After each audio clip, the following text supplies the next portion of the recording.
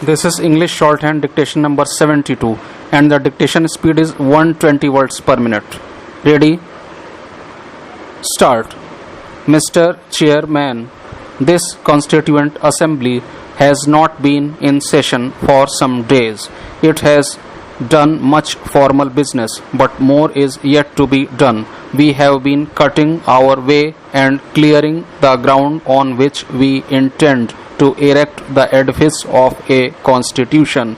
However, it seems proper that before we proceed further, we should clearly understand where we are going and what we intend to build. It is apparent that on such occasions details are unnecessary.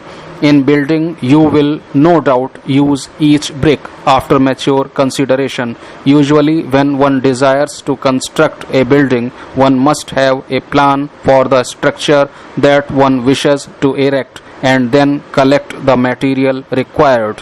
For a long time, we have been having various plans for a free India in our minds. But now, when we are beginning the actual work, I hope you will be at one with me when I say that we should present a clear picture of this plan to ourselves, to the people of India, and to the world at large. The resolution that I am placing before you defines our aims, describes an outline of the plan, and points the way which we are going to tread. You all know that this Constituent Assembly is not what many of us wished it to be. It has come into being under particular conditions, and the British government has a hand in its birth. They have attached to it certain conditions. After serious deliberations, we accepted the state paper, which may be called the foundation of this assembly, and we shall endeavor to work within its limits. But you must not ignore the source from which this assembly derives its strength. Governments do not come into being by state papers. Governments are, in fact, the expression of the will of the people. We have met here today because of the strength of the people behind us, and we shall go as far as the people, not of any party or group, but the people as a whole shall wish us to go. We should therefore always keep in mind the passions that lie in the hearts of the masses of the Indian people and try to fulfill them. I am sorry there are so many absentees. Many members who have a right to come and attend the meeting are not here today.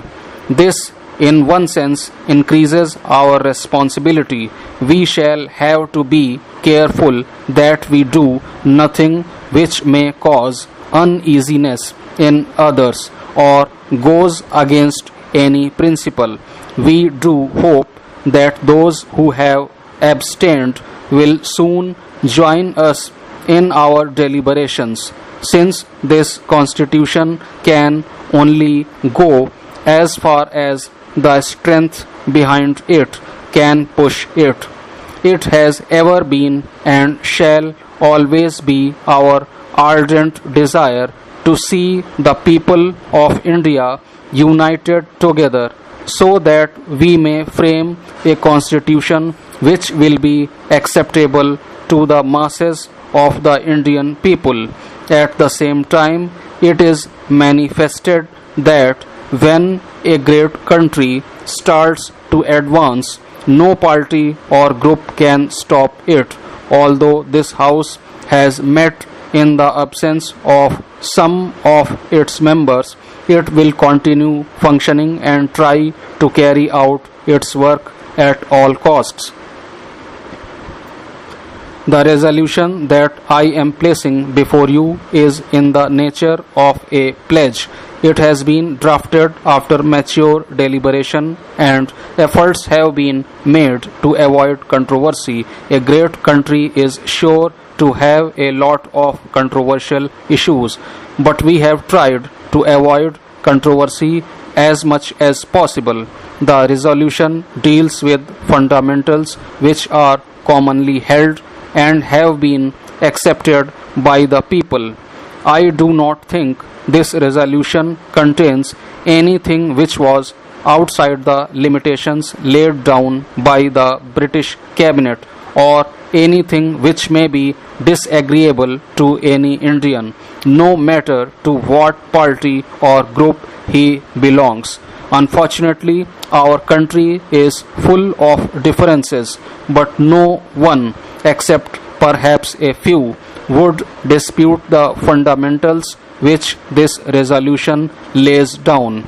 The resolution states that it is our firm and solemn resolve to have a sovereign Indian republic. We have not mentioned the word republic till this time, but you will well understand that a free India can be nothing but a republic. On this occasion, when the representatives of the Indian states are not present, I desire to make it clear how this resolution will affect the Indian states. It has also been suggested, and the suggestion may take the form of an amendment laying down that since certain sections of the House are not present, the consideration of the resolution may be postponed.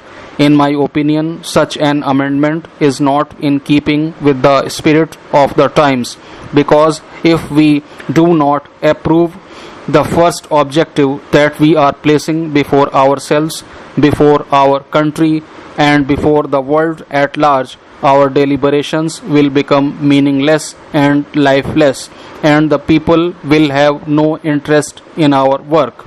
Our intention regarding the states must be early understood. We do desire that all sections of India should willingly participate in the future Indian Union, but in what way and with what sort of government rests with them. The resolution does not go into these details. It contains only the fundamentals. It imposes nothing on the states against their will. The point to be considered is how they will join us and what sort of administration they will have.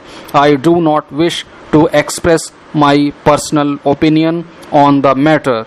Nevertheless, I must say that no state can have an administration which goes against our fundamental principles or gives less freedom than obtaining in other parts of India. The resolution does not concern itself with what form of government they will have, or whether the present Rajas and Nawabs will continue or not. These things concern the people of the states. It is quite possible that the people may like to have their Rajas. The decision will rest with them. Our republic shall include the whole of India. If a part within it desires to have its own type of administration, it will be at liberty to have it. I do not wish that anything should be added to or subtracted from the resolution. People are concerned with these problems, but they are not present here. It is my hope that this House will do nothing that may appear in papers, so that at no time should people be able to say that this House indulged in irregular talk. I desire to make it clear that this resolution does not go into details. It only seeks to show how we shall lead India to gain the objectives laid down in it. You will take into consideration its words, and I hope you will accept them. But the main thing is the spirit behind it. Laws are made of words, but this resolution is something higher than the law.